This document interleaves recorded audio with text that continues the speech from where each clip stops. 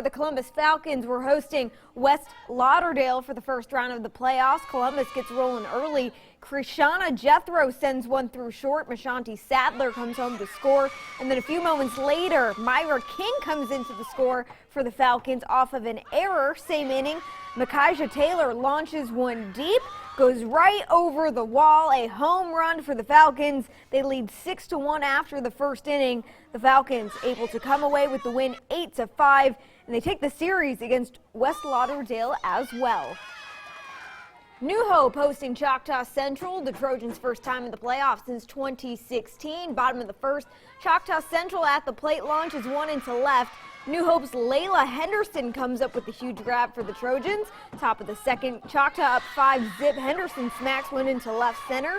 An error by the Warriors allows a Trojan runner to come home. Choctaw leading 5-1. Later on, New Hope's Charlie Clanton up to bat, sends it out to center field. Henderson comes in to score, cuts the Warriors' lead 5-2. However, the road would end here for New Hope. The Trojans fall 13-3 to Choctaw Central. Hatley in town taking on Houston. Lady Tigers would start off red hot. Sydney Elkin drops one into the outfield for an RBI base hit. Hatley would lead by as much as 6-0. Lady Toppers finally get on the board. PJ Cooper rips one down the third baseline. Michaela Crowley scores. It'd be 6-2, Hatley in the lead. Every Topper run had a Hatley answer. Peyton Wilkinson with an RBI base hit of her own. Hatley would take a 9-2 lead into the seventh. But here comes Houston. The bag's loaded for Paige Kilgore. A mash to left field. It's a grand slam, ladies and gents. The Hatley lead becomes 9-6, but too big a hole for Houston. Hatley wins game 1 9-6. Houston would win game 2 13-5 and game 3 8-2 to take the series. It was the softball version of the football game from Friday night. East Webster taking on Calhoun City. City gets on the board first. Abby Vance crushes one to left, somehow stays in the yard.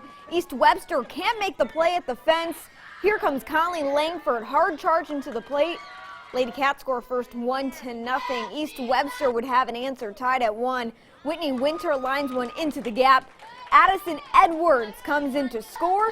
Lady Wolverines take the lead and add on to it Marley Brewer, another one that somehow stays in the yard. Wildcats can't come up with the highlight grab.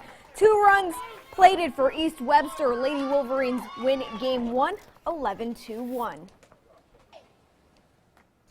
The Tupelo Golden Wave taking on South Panola for round 1 of the playoffs. They win the first game 23-0. They win the second game 19-0. They take the series. They get back to more playoff action coming up on Tuesday.